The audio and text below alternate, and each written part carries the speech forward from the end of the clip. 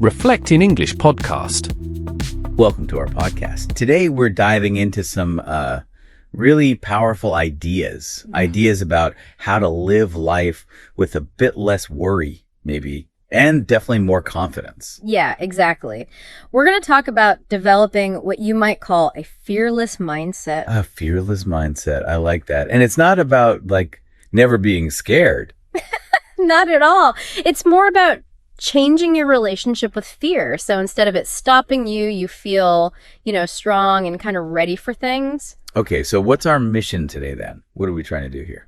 Well, our goal is really to explore some simple, practical ways you can shift how you think about challenges, about mistakes, even about yourself. Simple and practical. Good. Yeah, we want to give you some tools, basically. Okay. Tools to feel more in control, maybe more excited about where your life's going. Right. So if you're listening and you sometimes feel a bit stuck, maybe, or you worry a lot about trying new things. Or maybe you're just a little hard on yourself sometimes. Yeah, that too.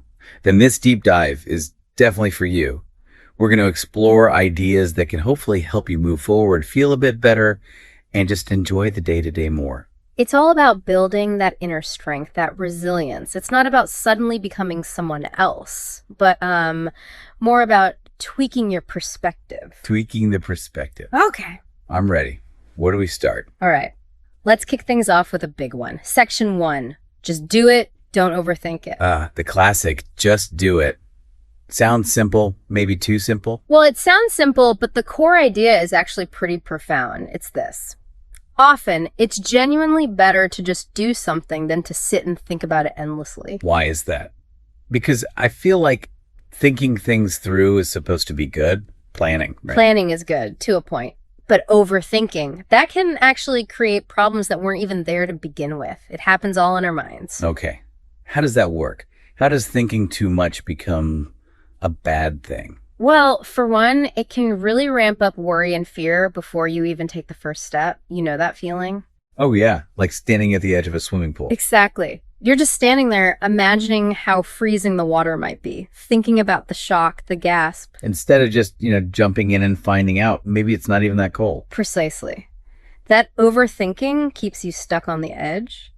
It also makes you hesitate, slows you right down. You feel unsure, maybe a bit scared, even if there's no real danger. Right. Your brain is just conjuring up potential negative outcomes. And that hesitation, that's the real killer. It stops you from moving forward. So you miss out because you're too busy planning the perfect jump in your head. You got it. You miss opportunities for learning, for growth, for fun even. All because you're stuck in analysis paralysis. Analysis paralysis. Yeah, I've heard that term. It feels very accurate sometimes. It really is. But here's the flip side. Why is doing things so good? Okay, tell me. When you actually start doing something, taking that first step, you start finding answers. You discover new ways forward that you just couldn't have possibly imagined by only thinking. Like you need the real world feedback. Yes. It's like building a puzzle. You can stare at the box cover all day, theorizing about where the pieces go. But you won't solve it until you actually pick up a piece and try it, right? See if it fits. Exactly. You have to engage with it. Try this piece, try that piece. Action gives you data. It gives you clarity. And it gives you momentum too, doesn't it? Absolutely crucial. Once you take that very first step, even a tiny one, the next steps often become much clearer and feel easier. It starts rolling. Okay, let's make this concrete. Give me an example. Sure. Think about learning a new skill. Let's say playing the guitar. Okay, guitar. I've thought about that. Never done it. Perfect example. Right. So you could spend hours reading books on music theory. You could research different types of guitars, watch videos of famous players. All that thinking and planning, gathering information. Which isn't bad in itself, but the best way, the only real way to learn guitar is to pick one up. And just start practicing. Even if it sounds absolutely terrible at first. Clunky chords, buzzing strings, the works. Right. Because by doing it, you learn how to hold it properly, where your fingers actually need to go, what sounds right, what sounds awful. You get that immediate feedback loop. Your fingers learn, your ears learn, Thinking alone can't give you that. That makes total sense. Yeah. Okay, another example. Maybe something less skill-based. How about starting a project? Like, finally organizing that messy room or garage. Oh boy, okay. Yeah, hit me with it. If you think too much about it, where should everything go? How long will this realistically take? Do I even have enough boxes? What if I start and can't finish? Oh yeah, that's the spiral. You can talk yourself out of it before you even start. Exactly. You get overwhelmed by the sheer imagined scale of it. But Yeah. what if you just pick up one thing? Just one screwdriver. Yeah. Or one book. Yeah. Pick up that one stray book, decide, okay, this goes on the bookshelf, and put it there. Then pick up the next thing. One item at a time. One item at a time. You just start doing. And slowly, surely, you make progress. The job gets done not by perfect planning, but by simple, persistent action. That feels much more manageable. It breaks it down. It does. And this ability to just start, to just do things, this strong execution, as some call it, it really sets people apart. How so? Well, while others are still stuck, hesitating, worrying, overthinking, the person who just begins is already moving, already learning, already achieving. They build that momentum we talked about. Exactly. It's a key reason why some people seem to accomplish more and, importantly, often feel more confident. They have a bias for action. Okay, so connecting this back to you, the listener. Think about something right now, something you've been wanting to do, maybe putting off. Could be anything, big or small. What's one tiny step you could take today? Not the whole thing, just one little action instead of just thinking about it some more. And maybe sending one email, making one phone call, just opening the document. What's that first, almost trivial step? Take it. Just do it. It's surprisingly powerful. Okay, that leads really nicely into the next point, doesn't it? Because if you start doing things, you're probably going to, well, mess up sometimes. You absolutely are. Which brings us perfectly to section 2. Don't be afraid to make mistakes. This feels like a biggie. Culturally, we're sort of taught mistakes are bad, aren't we? We really are. There's often this pressure for perfection. But the core idea here is it is absolutely okay to make mistakes. Nobody, and I mean nobody, is perfect. It's hard to internalize that sometimes, though. It is. But think about it. Mistakes are actually a really, really important part of learning and getting better at anything. They're not failures. They're feedback. Okay, so the reality of mistakes.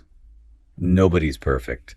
Not even the people we really admire. Not even them. Think of the most successful people you know or know of. Famous scientists, artists, entrepreneurs, athletes. They've all made mistakes. Probably lots of them. Yeah, we just don't always see the mistakes, maybe. We see the final success. Exactly. We see the highlight reel. But behind that is a lot of trial and error. They're human, just like us. And making one mistake, or even a few, it doesn't mean you are a failure, right? Absolutely not. It doesn't define you as a person. It doesn't mean you're bad or incapable. It's just one attempt, one moment in time, one data point. So what is the biggest mistake then, in this context? That's the crucial question. The real problem, the biggest mistake, isn't making the error itself. Yeah. The biggest mistake is being so terrified of making a mistake that you never even try in the first place, or feeling so utterly terrible about yourself when you do mess up that you just give up. That fear or that really harsh self-criticism? That's what truly stops you. That fear can paralyze you much more effectively than any actual mistake ever could. Wow. Okay, so how do we flip that? How do we use mistakes wisely instead of letting them stop us? The key is a mental shift. Start thinking of mistakes as opportunities, chances to learn. Okay. When something doesn't go the way you planned or hoped, instead of beating yourself up, train yourself to ask, okay, what can I actually learn from this? So analyze it, but constructively. Constructively, not judgmentally. Think of every mistake as giving you experience points, like in a game, right? Huh. Experience points. I like that. XP for messing up. Exactly. These points help you understand things better, see things you missed, and improve your strategy for next time. You literally level up your understanding. Okay, let's use an example again. Cooking. Seems like a place mistakes happen often. Perfect example. Say you're learning to cook, you try a new recipe, and you completely burn the main dish. Smoke alarm, the whole deal. Been there. Definitely done that. It feels like a failure. It feels like it, but it's a mistake. And what did you learn? Maybe you learned the heat was way too high. Or you learned you really can't walk away from that dish for 10 minutes. Right. You learn something specific about temperature control or timing for that particular thing. Exactly. So next time, you'll adjust. You'll turn the heat down or you'll stay closer. You're actually a better cook because you made that mistake and learned from it. The burnt dish was tuition for cooking school. Kind of, yeah. Or think about learning a new language. This is a classic one. Oh, yeah. Terrifying for many people. Totally. Because you know you're going to use the wrong words sometimes. You're going to mess up the grammar. People might not understand you perfectly, or you might feel silly. Those are all mistakes, technically. They are. But those mistakes are precisely how you get the feedback you need. Someone corrects you, or you realize you weren't understood, and you adjust. You learn the right word, the right structure. And if you never speak, because you're afraid of making those mistakes, you'll never get fluent. You'll never improve beyond the textbook. The willingness to make those mistakes is the price of admission for learning to speak. Okay. So the takeaway for the listener here is, when you try something new, anything new, consciously give yourself permission to make mistakes. Expect them. Even welcome them in a weird way. See them as steps. See them as necessary steps on your path to getting better. They are not stop signs. They are pointers, showing you where to focus next. Okay. That's a powerful reframe. Permission to mess up. It's liberating, really. All right, let's move on to the third big idea. This one sounds intriguing. Section 3. Everything that happens is for your benefit. Yes. Now, this one can sound a bit Pollyanna-ish at first, maybe, but it's actually a very powerful way to look at life's difficulties. Everything, even the really hard stuff. How can that be for my benefit? It's about adopting a mindset, a belief system that suggests that anything that happens, even the challenging, painful things, can ultimately help you in some way. It serves your growth. Okay, I need to understand this more. Why do difficulties even come into our lives? From this perspective? The idea here, and it's found in various philosophies, is that tough situations or problems don't just appear randomly to crush you. They arise because on some level you actually have the capacity, the inner strength to handle them. So it's like life knows you're ready for the next level challenge. Kind of. It's like life or the universe or whatever you believe in is giving you a challenge because it recognizes you're ready to grow. It's a prompt to step up. That's a very different way of looking at it than why me. It is. Think about it. If a challenge feels almost too big, overwhelming, maybe it's precisely calibrated to push you to discover a strength or a resilience you didn't even know you had. To dig deeper than you thought you could. Exactly. To find resources within yourself. There's this interesting related idea you mentioned in the outline about imagining our life story. Like a script. Ah, yes. It's a bit of a philosophical thought experiment, but quite useful. Imagine just for a moment that before you were born, you somehow knew the outline of your life story or life script. The ups and the downs. The whole thing, the joys, the sorrows, the challenges.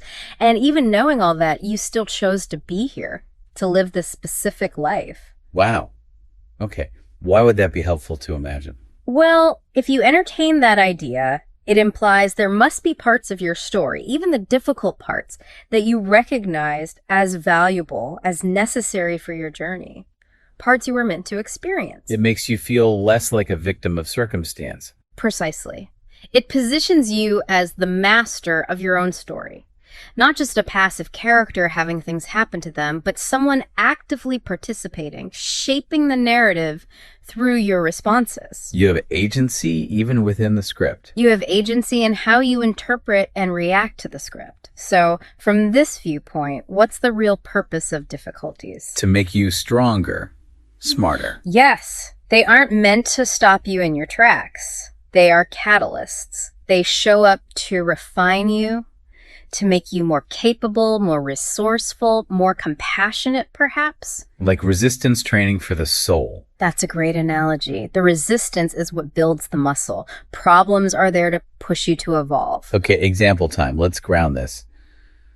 A difficult class. Yeah, imagine you're taking a really tough class at school or maybe a demanding training course for work. It's stressful, confusing, maybe you feel overwhelmed. Definitely experience that. But by sticking with it, by grappling with the hard material, by pushing through the stress, what happens? You learn a ton.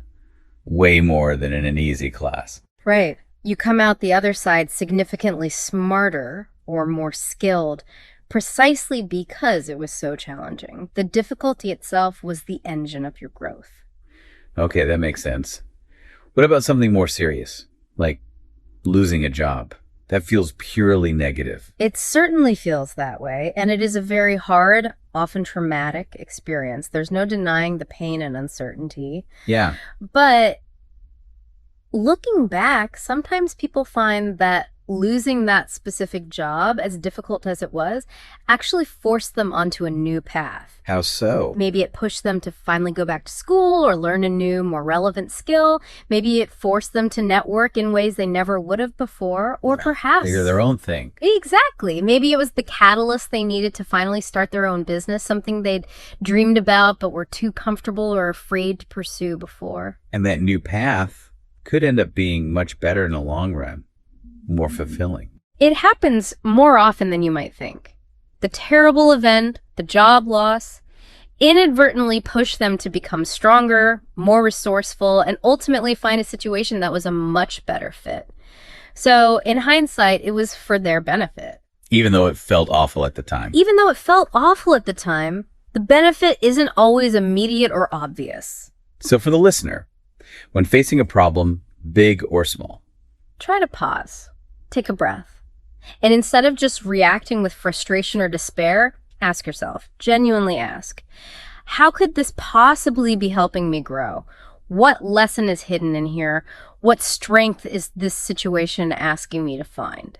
it shifts the focus from problem to potential. It really does. It's a powerful shift. Okay, this leads us to the final principle, and you said this might be the most important one.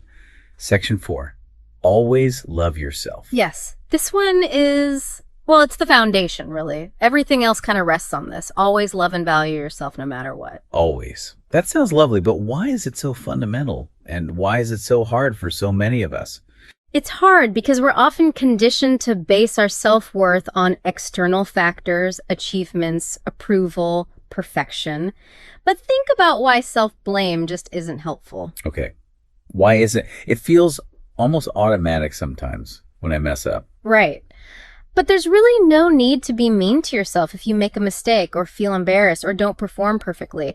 These things happen to absolutely everyone. It's part of being human. It doesn't help you do better next time, being mean to yourself. Rarely. More often, it just makes you feel worse, maybe drains your motivation, makes you afraid to try again. Constructive learning is different from harsh self-attack. And you mentioned uniqueness earlier. Yes. Remember that every single person is unique. There's literally no one else exactly like you in the entire world. Your specific blend of experiences, thoughts, feelings, quirks, that's inherently valuable. So loving yourself is about recognizing that inherent value. Exactly. And here's a critical point. If you don't love yourself, if you don't fundamentally see and appreciate your own worth, why should anyone else? Your relationship with yourself sets the tone. Ooh, that's powerful. Your opinion of yourself matters most. It's incredibly influential. And think about it this way, too. If you don't really care about your own life, your own happiness, your own well-being, who else is going to care with that same level of intimate responsibility? Nobody. You're the main character in your own life. You are the steward of your own life. You're in charge of your own well-being, ultimately. So putting your own feelings first, that sounds a bit selfish, maybe. Isn't that frowned upon? That's a common misconception. Putting your well-being first isn't about being selfish in a negative way. It's about self-care, self-preservation. It's about ensuring you have the energy and resources to live your life fully and even be there for others. Like the oxygen mask on the airplane. Put yours on first before helping others. Exactly that analogy. You need to take care of yourself so you can be strong for your goals, for the people you care about, for navigating life's challenges. You can't pour from an empty cup. Okay, so what does loving yourself look like in practice, day to day? It can be many small things, like Taking a break when you need one. Even if you feel like you should keep pushing. Especially then. If you're genuinely tired, stressed, burned out, loving yourself means giving yourself permission to rest, to recharge. That rest actually makes you more effective later. It's an investment, not laziness. Okay. What else? Saying no. The power of no. Hard sometimes. Very hard for many people, but loving yourself sometimes means saying no to things you genuinely don't have the time or energy for, or things that just don't feel right for you, that drain you. Protecting your peace, your boundaries. That's an act of self-respect, really. It absolutely is. Another one. Celebrating small wins. Instead of waiting for the huge promotion or the marathon finish line. Exactly. We tend to only acknowledge the big milestones. But self-love means noticing and appreciating the small things you do well each day. Handled a tricky email. Give yourself a mental high five. Made it through a tough workout. Acknowledge that effort. Finish one small task you were dreading. Pat yourself on the back. It builds up a positive feeling about yourself, doesn't it? Like small deposits in the self-esteem bank. Beautifully put. It accumulates. It creates a baseline of feeling good about yourself, capable, worthy. So, connecting this to you, the listener, again, think about just one small way you can show yourself some love today, right now or later today. It doesn't have to be big. Maybe it's forgiving yourself for snapping earlier. Maybe it's taking 5 minutes just to breathe. Maybe it's making yourself a cup of tea you enjoy. Or just telling yourself something kind in your head, like, hey, you're doing okay. Yes. One small, concrete act of kindness towards yourself. Wow. Okay. These 4 ideas are really interconnected, aren't they? They really are. They build on each other to create this foundation for a more resilient, confident way of living. So let's do a quick recap. We've covered some amazing ground on building this fearless mindset. Okay. First, the big one. Just do things. Don't get paralyzed by overthinking. Action is often where the solutions are found. Second, don't be afraid to make mistakes. Seriously. They're not failures. They're your best teachers. Learn from them. Third, try looking at challenges through a different lens. See every difficulty, every setback as something that can ultimately make you stronger, wiser. It's for your benefit somehow. And fourth, the bedrock. Always, always love and care for yourself. Recognize your unique worth and prioritize your own well-being. Okay, so as we wrap up, what's the next step for you listening right now? Think about everything we've discussed. What really stood out to you? Which idea kind of sparked something? Don't try to implement all 4 perfectly tomorrow, right? Definitely not. Just pick one. One idea that resonates most strongly with you right now. Maybe it's tackling that tiny first step on something you've been putting off, inspired by section 1. Or maybe it's consciously trying to be kinder to yourself the next time you make a small mistake, thinking about section 2 and 4. Or maybe looking at a current frustration through that "how can this help me grow" lens from section 3. Yeah, just choose one thing you can actively try to practice or think about differently this week. Because this fearless mindset, it isn't something you're just born with, is it? Not at all. It's like a muscle. You build it little by little, day by day. Like changing how you think, how you react, how you act. Small, consistent efforts. Exactly. So the final thought for you to maybe mull over is simply, what's one small step you will take this week to be just a little bit more fearless in whichever way feels right for you? Just one small step. That's all it takes to start. Well, thank you so much for joining us on this deep dive today. It's been a great conversation. We really hope these ideas help you feel more confident, more resilient, and maybe just a bit happier on your own amazing life journey. Remember your strength. You've got this.